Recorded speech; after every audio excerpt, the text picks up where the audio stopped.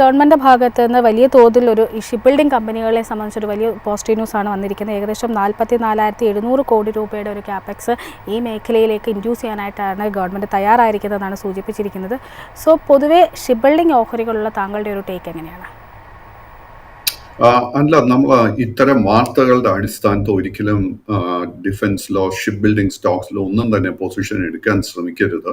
കാര്യം ഇത്തരം വാർത്തകളൊക്കെ ഇന്നോ ഇന്നലെയോ പുറത്തോട്ട് വന്നതല്ല. കഴിഞ്ഞ ഓൾമോസ്റ്റ് ഒരു 1.5 വർഷമായിട്ട് it has been very very clear what the outlook, what the government's commitment to this sector is.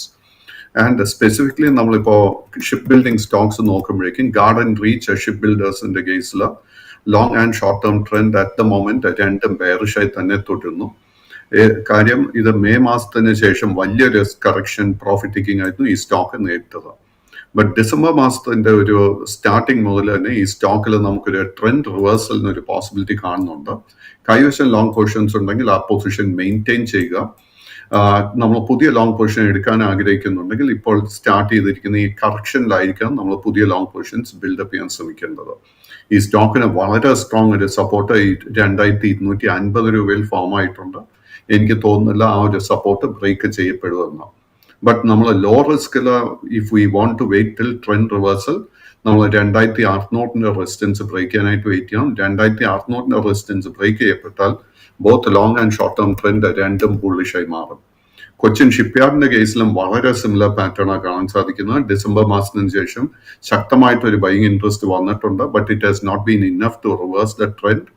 Profit taking നടക്കുന്ന സമയത്ത് നമ്മൾ ശ്രദ്ധിച്ചിരിക്കേണ്ട സപ്പോർട്ട് ഏരിയ 1580 മുതൽ 1600 വരെ. ഈ സ്റ്റോക്ക് 1700 റെസിസ്റ്റൻസ് ബ്രേക്ക് ചെയ്താൽ ഷോർട്ട് ടേം ട്രെൻഡ് ബുള്ളിഷായി മാറും. ബട്ട് ലോങ് ടേം ട്രെൻഡ് ബുള്ളിഷായി മാറണമെങ്കിൽ 1800 റെസിസ്റ്റൻസ് ബ്രേക്ക് ചെയ്യാനായിട്ട് വെയിറ്റ് ചെയ്യണം. ഫൈനലി മാക്സിഗോൺ ഡോക്കിന്റെ കേസിലും long term and short term trend നിലവിൽ ബെയറിഷായി തുടരുന്നു. ഈ സ്റ്റോക്കിൽ നമ്മൾ ശ്രദ്ധിച്ചിരിക്കേണ്ട സപ്പോർട്ട് 2440 മുതൽ 2500 രൂപ വരെ. എനിക്ക് തോന്നുന്നില്ല ഈ സപ്പോർട്ട് ബ്രേക്ക് ചെയ്യപ്പെടുമെന്ന്. ഷോർട്ട് ടേം ട്രെൻഡ് റിവേഴ്സലിന് വേണ്ടി ശ്രദ്ധിച്ചിരിക്കേണ്ട റെസിസ്റ്റൻസ് 2650. ലോങ് ടേം ട്രെൻഡ് റിവേഴ്സലിന് വേണ്ടി ശ്രദ്ധിച്ചിരിക്കേണ്ട റെസിസ്റ്റൻസ് ലെവൽ 2920.